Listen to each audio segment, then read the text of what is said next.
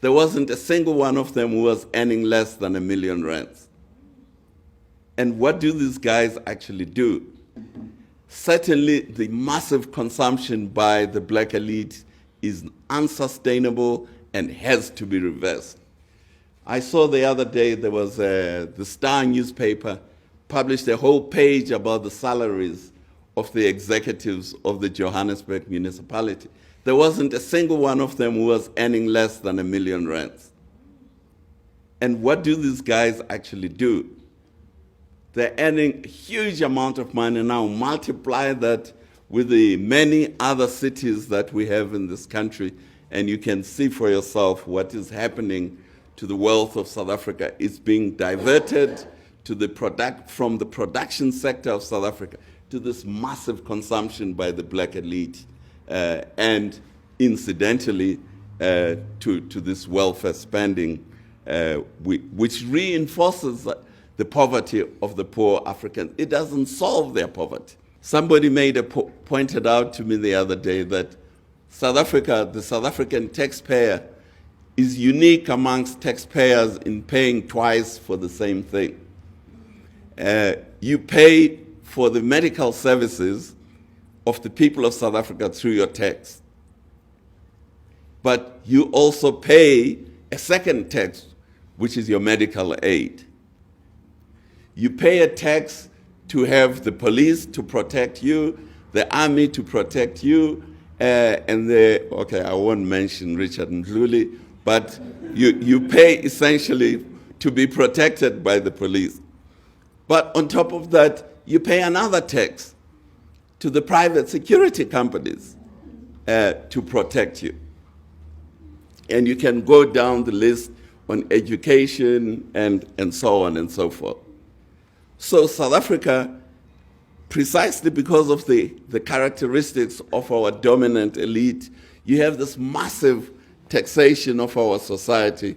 And I will come and mention, I will say what the consequences for the development of our economy of this massive tax burden that the taxpayer in South Africa sits with. What is interesting about this is that South Africa's government consumption is over 20% of GDP, whereas China's government consumption is below 15% of GDP. Just to give you an illustration of, I was talking the other day to the CEO of BMW, asking him about what car does the General Secretary of the Communist Party in China drives. He told me that he drives a 5 Series BMW, which is made in China. The General Secretary of the South African Communist Party drives two 7 Series BMWs, which are wholly imported from Germany. So that gives you an idea of what the elites are doing to this country. The ANC government is about consumption. It's not about production. The production in South Africa is totally secondary to them, and where production competes with consumption, consumption wins. The first proposal is the development of entrepreneurs. Instead of developing an administrative class, which is what the ANC has been developing in the last 18 years, it has been developing an administrative class.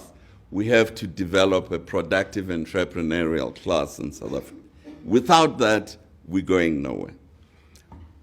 An entrepreneurial class obviously has to have the science, maths, engineering, and management education. Without that, you cannot be really an entrepreneur in the modern economy of today.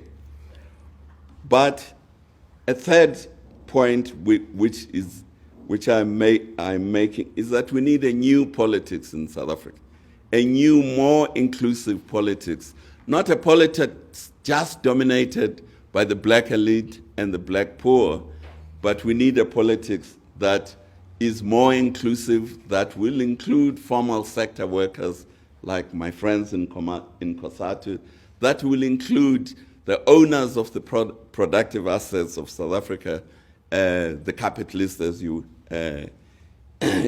Because without including these two critical components of our production system, which is the formal sector workers, most of whom belong to unions, and the capitalists who control our assets, as long as they are out of the political loop and the decision-making system, political system of South Africa, we will never have economic growth that is meaningful. We will be treading water between the 3.5%, which is what is happening to South Africa. Because these two groups, at the end of the day, control the productive assets of this country. And if they are not incorporated into the decision-making of our political system, you are not going to see economic growth.